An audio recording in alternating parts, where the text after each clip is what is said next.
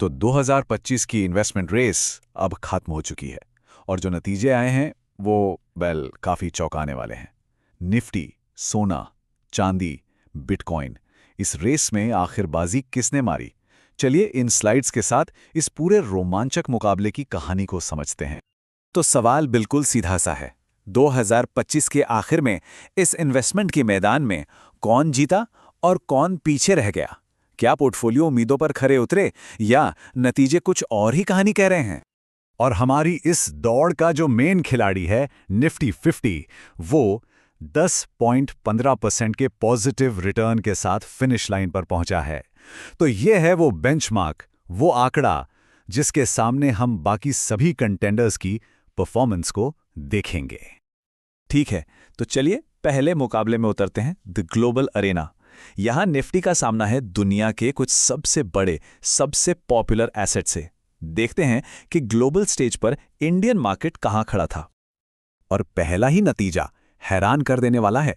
Silver यानी कि चांदी ने 12.5% का अविश्वसनीय रिटर्न दिया है। जी हां, आपने सही सुना, 125%। अब जरा सोचिए, निफ्टी के 10% के सामने ये कितनी बड़ी छलांग है।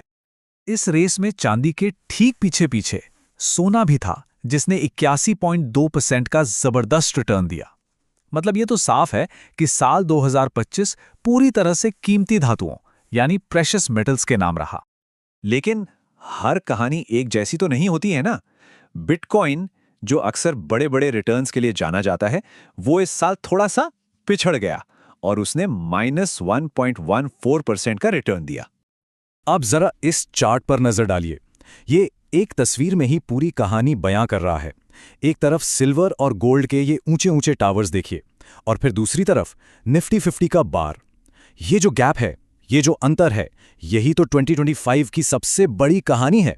मतलब प्रेशियस मेटल्स और इक्विटी मार्केट के बीच एक बहुत बड़ा परफॉर्मेंस गैप। तो सवाल उठता है, भाई ऐसा हुआ क्यों? और इसका जवाब है अनिश्चितता, अनसर्टेनिटी। देखिए, जब भी दुनिया भर में आर्थिक और राजनीतिक माहौल थोड़ा डावाडोल होता है ना, तो इन्वेस्टर्स क्या करते हैं? वो भागते हैं सेफ माने जाने वाले एसेट्स की तरफ। और 2025 में वो सुरक्षित ठिकाना सोना और चांदी ही बने।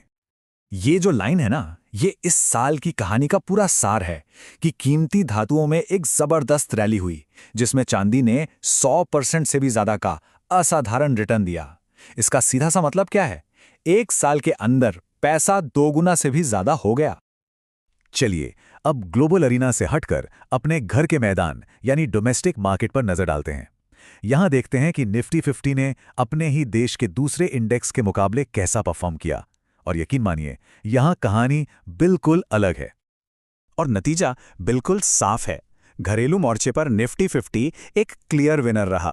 जहां निफ्टी ने 10% का पॉजिटिव रिटर्न दिया, वहीं दूसरी तरफ मिड कैप इंडेक्स थोड़ा सा नीचे गया और स्मॉल कैप इंडेक्स में तो 14% की भारी गिरावट देखने को मिली।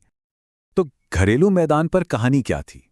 ये थी फ्लाइट टू सेफ्टी की कहानी। मतलब इन्वेस्टर्स ने मिड कैप और स्मॉल कैप जैसी जो छोटी और ज्यादा रिस्की कंपनियां होती हैं, वहां से पैसा निकाला और उसे निफ्टी 50 की बड़ी, जानी मानी और ज्यादा स्टेबल कंपनियों में लगा दिया। अब निफ्टी 50 के इस मजबूत परफॉर्मेंस के पीछे कुछ ठोस वजहें भी थीं, जैसे कि कंपनियों की अच्छी खासी कमाई, देश के अंदर डिमांड का मजबूत होना और बड़े बड़े जो इंस्टीट्यूशनल इन्वेस्टर्स हैं उनका भरोसा। इन सब ने मिलकर निफ्टी को ऊपर की तरफ पुश किया। तो अब तक हमने 2 अलग अलग रेस देखी, एक ग्लोबल और एक डोमेस्टिक। चलिए अब इन दोनों को जरा मिलाकर देखते हैं कि 2025 की पूरी कहानी आखिर है क्या। ये स्लाइड 2025 की 2 बिल्कुल अलग कहानियों को एक साथ रखती है। एक तरफ था ग्लोबल डर, जिसने इन्वेस्टर्स को सोने, चांदी जैसी सेफ हेवन एसेट्स की तरफ धकेला। और दूसरी तरफ घरेलू बाजार में एक अलग ही डर था।